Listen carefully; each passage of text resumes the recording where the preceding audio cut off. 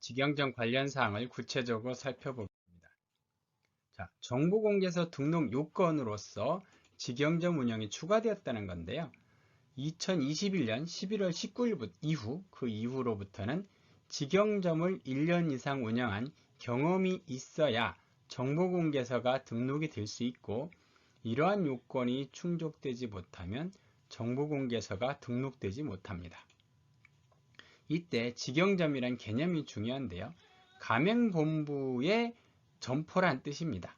가맹본부의 책임과 계산하에 직접 운영하는 점포라는 것인데, 가맹본부가 세워서 가맹본부가 책임지는 점포다, 이런 의미가 되겠죠.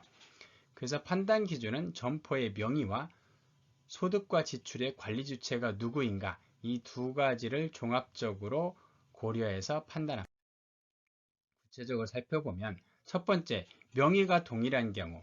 어떤 의미입니까? 가맹본부의 명의와 점포의 명의가 동일한 경우를 말하는 것인데요.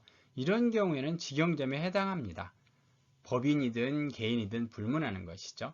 가맹본부가 법인이면 법인 그 명칭과 직영점 사업자의 명칭이 일치해야 되고, 가맹본부가 개인이면 개인의 이름과 직영점의 사업자 명의 동일해야 된다, 이런 의미가 되겠습니다. 다음으로 명의가 상이한 경우가 문제인데요. 가맹본부의 명의와 점포 명의가 다른 경우입니다. 즉, 개인의 경우에는 이름이 아예 다를 것이고, 법인의 경우에는 가맹본부는 법인인데 직영점의 명의는 개인인 경우가 되겠습니다. 그래서 미용실이나 안경점 같은 경우는 이 점포의 명의를 개인 명의로밖에 못합니다. 법인 명의로 할 수가 없어요. 미용실도 미용사 자격증이 필요하고, 안경점도 안경사 자격증이 필요하기 때문에 이러한 경우에는 법인 명의로 점포를 운영할 수가 없습니다. 그렇기 때문에 가맹본부가 법인이면 직영점을 개인 명의로 둘 수가 없는 경우가 발생을 하는 것이죠.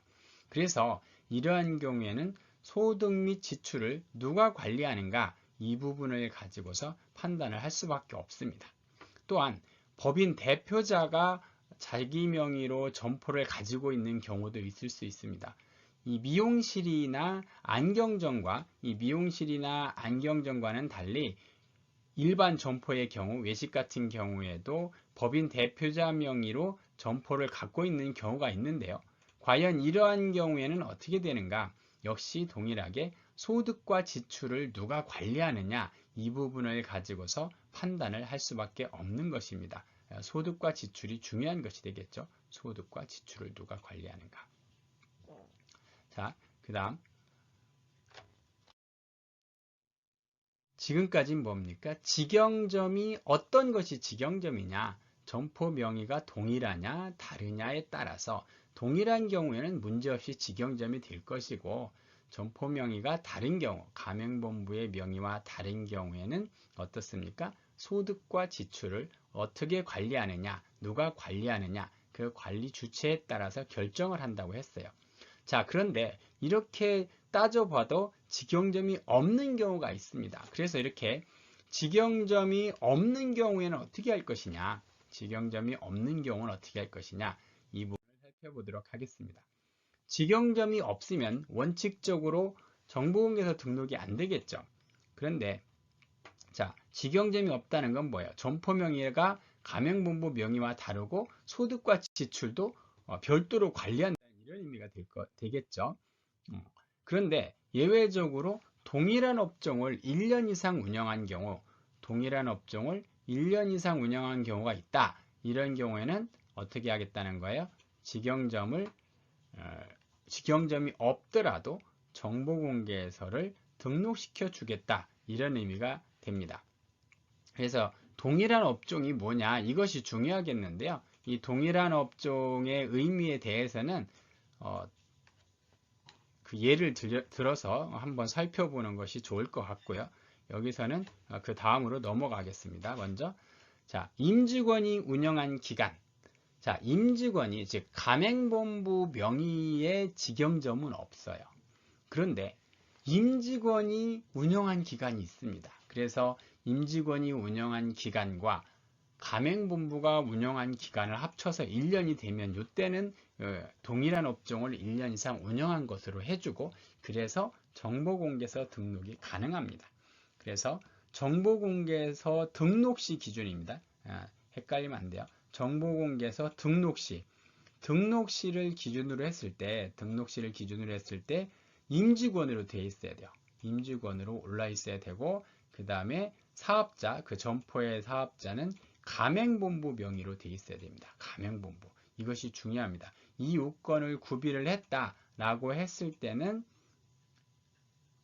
1년 이상 가맹본부가 운영한 경험, 이렇게 인정을 해주겠다, 이런 의미가 되겠습니다. 반드시 조심해야 될 것은 임직원 명의로 되어 있으면 안 된다라는 것입니다.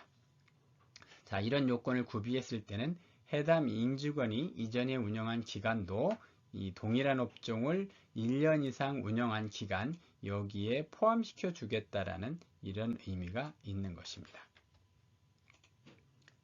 다음, 다른 사람이 운영하던 점포를 인수하는 경우도 있겠죠. 우리 임직원이 그런 점포를 운영한 경험은 없는데, 다른 사람이 운영하던 점포가 있어요. 그래서 이거 너무 마음에 든다, 프랜차이즈 하자라고 해서 그러한 점포를 인수하는 경우도 있습니다. 이것도 사실 이제 동일한 거죠.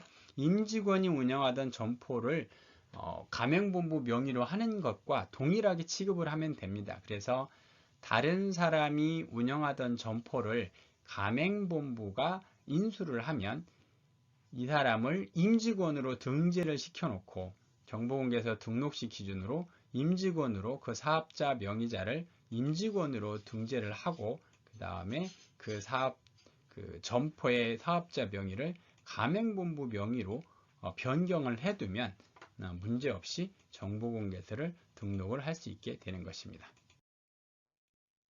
자, 좀 전에 미루었던 동일한 업종의 판단 기준에 대하여 살펴보겠습니다. 자, 동일한 업종이란 무엇이냐? 정보공개서 상에 기재하고 있는 업종 대분류. 자, 정보공개서 상에 업종 대분류가 있어요. 좀 이따 화면으로 보여드릴게요. 그것을 기준으로 합니다. 그리고 기타라는 게 있어요. 기타 업종. 그냥 외식도 기타 외식, 그 다음에 기타 외국식, 그 다음에 기타 어쩌고, 이런 식으로 기타 애매하게 표현되어 있는 기타 어쩌고 이렇게 되어 있는 것은 한국표준산업분류상 세세분류를 기준으로 하고, 판매하는 상품과 품질 기준, 이런 것들을 고려한다고 합니다. 그렇기 때문에 그 대분류상에 명확하게 나타나지 않는 경우, 그러한 경우에는 별도의 상담이 좀 필요하겠습니다. 자, 그러면 어떤 것이 이 업종 대분류에 해당하느냐라는 거죠. 이 업종 대분류, 이 부분을 가지고서 판단을 할 건데, 이것이 과연 뭐냐라고 봤더니 이 아래에 나와 있는 바로 이 부분이 되겠습니다. 그래서 한식, 중식, 분식, 일식, 서양식, 기타 외국식, 이런 식으로 이제 표현되는 것을 말하는 거죠. 그 다음에 치킨, 피자, 커피, 음료, 아이스크림, 이 부분은 너무 명확합니다.